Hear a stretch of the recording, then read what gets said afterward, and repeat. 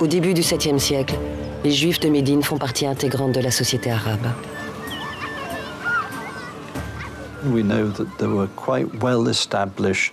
Nous savons qu'il existait des communautés juives bien établies dans le Hidjaz et qu'ils avaient peu ou prou le même mode de vie que les Arabes.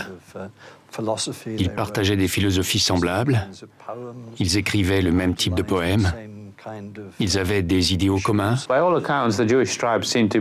De toute évidence, les tribus juives ressemblaient fort à n'importe quelle tribu arabe. Elles ne pratiquaient pas la même religion, c'est tout. De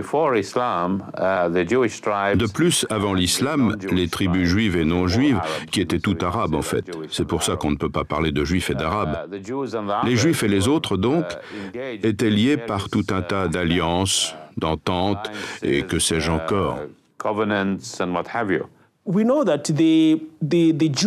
Nous savons que la judéité de ces gens n'avait pas beaucoup d'importance pour les Arabes. La société pré-islamique arabe était une société tribale. Donc une tribu pouvait affronter une autre tribu, non pas parce qu'elle était juive, mais parce qu'il s'agissait d'une autre tribu. Les conflits qui existaient dans la période pré-islamique n'étaient donc pas d'ordre religieux, mais tribal.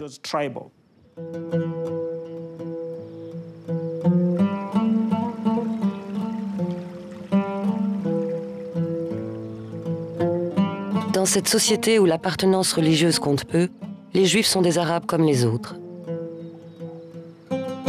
Ils aiment réciter de la poésie, monter à cheval et faire la guerre. Il faut dire que les ressources sont si rares dans ces régions arides d'Arabie que la guerre est presque une nécessité. Il faut se battre pour le contrôle des puits, voire, en période de disette, pour simplement trouver de quoi manger.